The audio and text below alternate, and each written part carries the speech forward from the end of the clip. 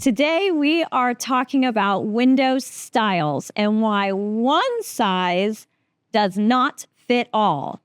Let's start with sliding windows. Duncan, can you talk to me about this beautiful window, please? I certainly can. Sliding windows are probably the most common windows you're going to see in Southern California. They're great for horizontal spaces. They're nice for modern looks. They can also be used in more traditional looks, like this one that has jam line and casing around it. You can have it with grids or without grids if you prefer the more modern look. Positive action lock, so that when you close the window, it's actually locked. You don't have to get halfway to work and say, did I lock my windows? It's a great addition. This also meets the forced entry code, which is really nice. There are anti-lift clips in the top of the window, and I'm just going to show you. You can't get this window out when it's in the closed position or vented position, which I will just show you here. So you can also vent these windows open to get some fresh air, but nobody can open the window any further. What else? Comes in a variety of colors, and this happens to be a vinyl window. What about the grids? Yeah, they're also dual pane, so people outside actually can't hear that you've already talked about the grids. Yes. Thank you. We covered that. Okay. It's a great option for all people. Okay. Thank you, Duncan. On to the next window. Casement windows. Pardon?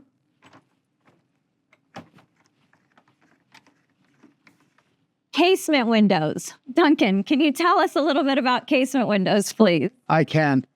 Let me just start by saying that most architects spec out casement windows as their most popular window because they're the most beautiful window, they're the most classic looking window, and they give the most amount of ventilation. They're also great for egress, which is the fire code, especially in bedrooms. So you've got a lot of good things.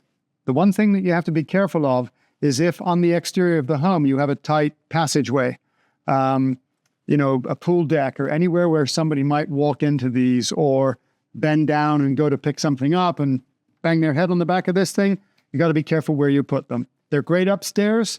They're great over kitchens, anywhere you want really good airflow. And I love these windows. I love these windows too. Definitely got some airflow. Here, let's keep opening it. Look at that crank. 90 degrees. Wow. And I love it. They're beautiful windows. Okay, shall we talk about our next one? Let's do it. Let's do it. Over here. Awning windows. Duncan, can you talk to me or talk to us about this window, please? I would love to. There we go. It's fully cranked. I was just waiting for that to get fully cranked so that I can show you with awning windows, they crank out about 30 to 40 degrees, and that's it. They do not open 90 degrees. This is a great window to have in tricky areas. Sometimes in a bathroom, sometimes maybe in a clear story, sometimes over an entry door when you want to have some air that comes in with a screen option on the inside so that you can leave this open and not your front doors. Has a crank mechanism, just like a casement window, but you would not want to use this for egress or anything like that.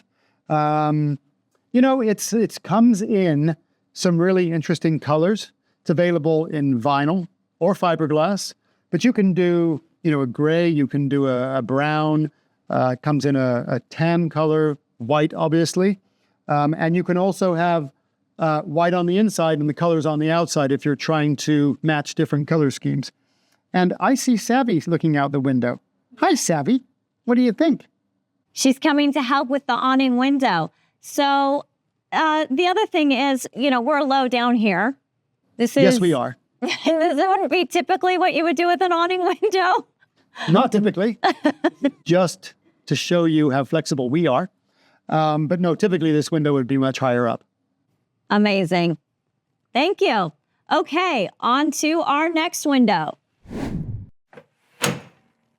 Let's talk about single hung and double hung windows. Duncan, can you explain this, please? My pleasure. So this is a single hung window. And as you can see, it opens from the bottom, slides up and down. You have a screen on the bottom half, and on the top part is stationary, and there is no screen. Now, let's talk about double hungs. Double hungs look almost identical. The difference is the bottom sash slides up and down, and the top slash also slides up and down.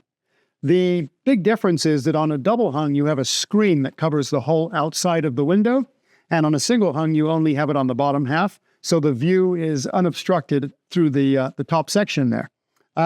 Also, with a double hung, you do have options for easier cleaning because you can drop and clean from both sides. What else would you like to know about single hungs and double hungs? Well, why would I choose a single hung versus a double hung window, or vice versa? Most people choose a single hung versus a double hung based on price. That's it. Very, very few people feel the need these days to have the top and the bottom open, but some people still do. If you were looking for that traditional look, if you've got a classic farmhouse look, a double hung window is really what you should do. Everything else, single hung is absolutely adequate. Fantastic. It is a beautiful window, and it is one of the more popular windows. Yes. Is it not? It is, especially with this new darker color. Yes, this new darker color is beautiful. Yeah. So I don't know about you, but I'm tired of moving around. What do you think about us just staying here for right now? Absolutely. All right. Let's stay here and talk about our next window. Ready? Okay, let's talk about a picture window. Duncan, can you tell me all about a picture window, please? I can. There is so much to talk about with a picture window. It doesn't open. It doesn't move. It's a picture window. Take any of these windows and look at the fixed portion of the window. That is what a picture window is. There's a lot of confusion with verbiage about what a picture window is, but really it just doesn't open. And they are used primarily for view situations where you would prefer to have the view than you would prefer air. So it maximizes my view. Yes. No screen. No screen. Just beautifulness of the outside. Yes. Picture beautiful view of a lake, a forest, a beach, anything that you want unobstructed views, and you don't need airflow through that window. That sounds pretty fantastic. I like the idea. I can picture a picture window. I do like that idea. We actually have a picture window in our home, and it is beautiful. It is beautiful. We get to see our entire backyard. So I personally can say a picture window is very beautiful. Yep. Shall we talk about our last window for the day? Windows. Windows. Bays and bows. Bays and bow windows. Can you talk to me a little bit about a bay and a bow window? I can. So what bays and bows have in common is they project out from the exterior wall. And so a bay window typically is three-sided. Picture San Francisco, the 3-4-story houses with the bay windows. Yeah. English double-fronted house. But you can imagine that they're a lot more expensive because you have to build a base and a roof or a top or tie it back into the house. There's a lot of labor involved in putting in a bay or a bow window. The difference between a bay and a bow, as I said, a bay is three-sided, typically 45 degrees on the sides, flat on the front. A bow window is more segments, usually 5 segments. It could be 7, so you have less amount of angle to get you from beginning, out, and back in. On a bay window or a bow window, you can have the sides to be casement windows, or you could have single hungs, or they could be all picture windows. But very architecturally beautiful, but a lot more expensive than a regular window. Okay, a lot more expensive because it's got all the construction sort of added into that labor that you need to include in the total. But where would I put a bay or a bow window in my home? I mean, is there a certain room or a certain place that you tend to see them? Usually in the front of a house. in a living room, dining room. But you can put a bay anywhere. I mean, we've put them in people's kitchens. We've put them in bathrooms. Wherever you feel like, a lot of times people do it because they want to create a window seat. Fantastic. Yes, that is beautiful. Yeah. Okay, so it's aesthetically pleasing not only from the outside, but also from the inside of the home. Yes. And just one quick note, we've even done a bay window for someone's cat Wow. so that they could sit in the bay window and look out of the window. And we thought Savvy was spoiled. Savvy is spoiled. That is true. But that cat was maybe more spoiled. Yes.